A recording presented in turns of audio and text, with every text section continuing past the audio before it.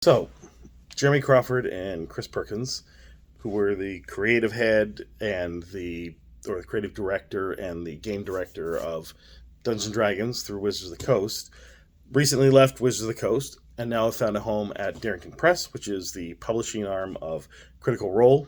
And in case you're not aware of what Critical Role is, it's a Twitch channel. It's one of the largest Twitch channels, if not the largest Twitch channel, and it makes a lot of money.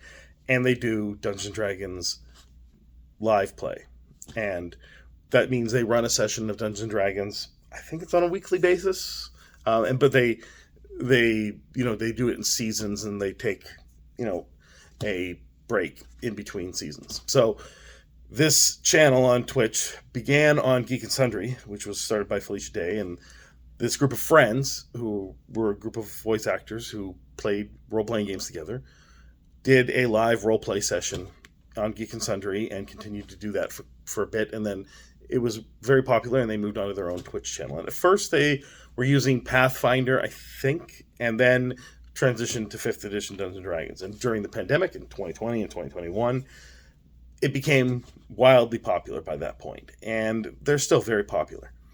And near the end of the pandemic, there was this thing called the OGL crisis, and that was Wizards of the Coast trying to roll back some of the stuff they had done to open up Dungeons and Dragons to third parties, to make it easy for people to create and express themselves around Dungeons and Dragons without worry of being sued by Wizards of the Coast. And they were starting to walk back some of these policies, and it upset a lot of people in the community. Now, Critical Role didn't take a strong stance on this, but what they did do was, shortly thereafter, they announced that they were creating their own role-playing game called Daggerheart.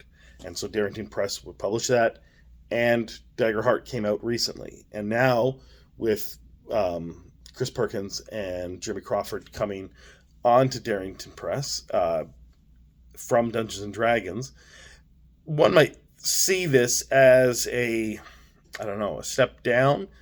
And Darrington Press obviously being the smaller company, and while Critical Role is the most successful Twitch channel, it's Twitch, and Twitch isn't really that big of a deal, but they themselves are making millions of dollars a year on this thing. So they are quite popular, and this Daggerheart has been selling quite well, and people are very excited about it, and a lot of people are reviewing it, and they've talked about how innovative it is. And Jeremy Crawford and Chris Perkins are very creative people, and they can only improve that. And I think that from their perspective, while Dungeons and Dragons is the king of the hill in role-playing, I think that they see Daggerheart and Darrington Press as an opportunity to forge their own path. They could start their own company. They could do their own thing.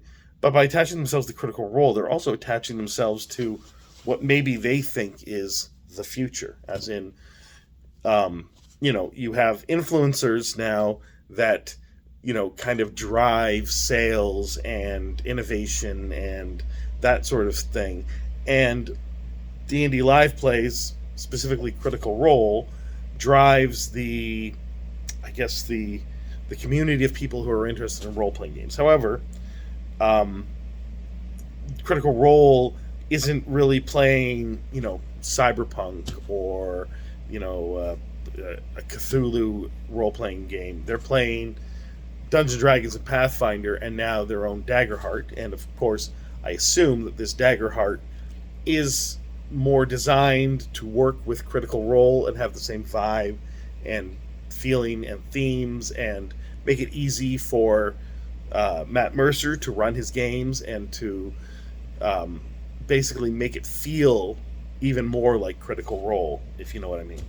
So while, yes, they themselves are wildly popular and making tons of money and driving the sales of a role-playing game, there's other live role-playing game sessions that don't do well, and there's some that do okay. And Chris Perkins himself had his own live role-playing sessions when he worked for Dungeons and Dragons, and I forget what they were called, but anyway, they did quite well as well. But I think that it's really just Critical Role that is doing this, and I'm not really certain that this is necessarily where role-playing games are going, that you create a role-playing game, you have live sessions, and you have this whole little, merchandising engine around that. I think it just works for Critical Role, and I think it's just going to work for Daggerheart.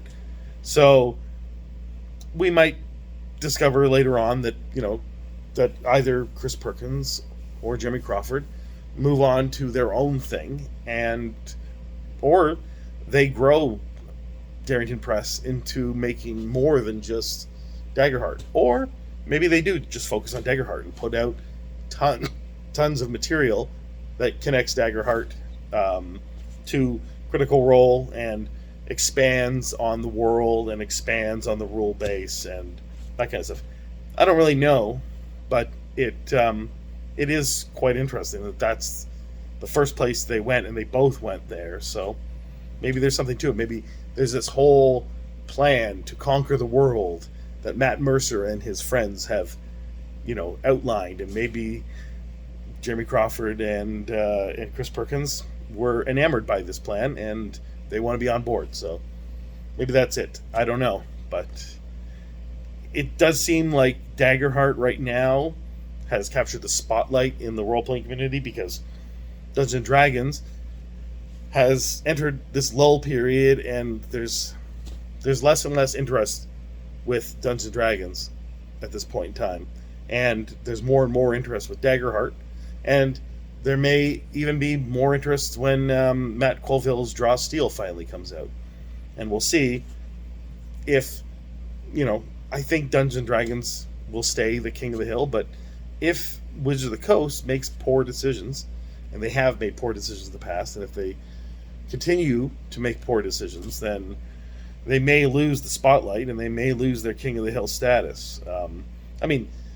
That's a may. It's not a likely. It could happen if they make bad decisions, and they really have removed a lot of the creatives from Dungeons & Dragons, and it's uncertain who is really leading Dungeons & Dragons at Wizards of the Coast right now, and it's uncertain what the plan is and whether or not they can create materials that excite people, that get people back into Dungeons & Dragons, or whether things continue to go downhill for them. And then, Daggerheart, Draw Steel, some other role-playing game shows more innovation, more drive, more excitement, and people gather around that thing, and that thing might very well become the thing that we consider role-playing. And Dungeons & Dragons, it is possible for it to become a footnote, although from what we've seen Dungeons & Dragons die many deaths and come back, so that is the most likely scenario. But right now, there is an opportunity for Daggerheart and for Jeremy Crawford and Chris Perkins to really show what they can do, because we know what they can do with Dungeons & Dragons, but what can they do with another role-playing game? And then after that, will they do even more? I'm interested to see that. So let me know what you think. I think that it could. I really don't know what to think, actually. Whether or not this is a good move by them, it's certainly a good move by Darrington Press. It certainly is driving interest and discussion. So, it's a good marketing move anyway. And they are creative, so they will help to improve Daggerheart, and people already like it, so that's a good thing. Anyway, leave your comment below and let me know what you think, and let me know what you think I might be wrong about, because I'm obviously not a big Critical Role fan.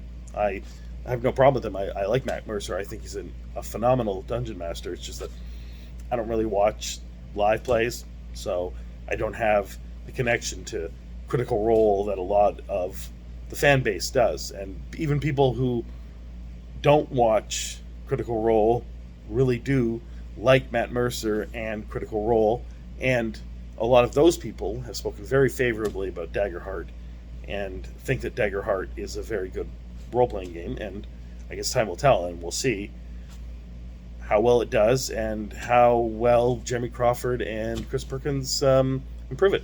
Anyway, let me know.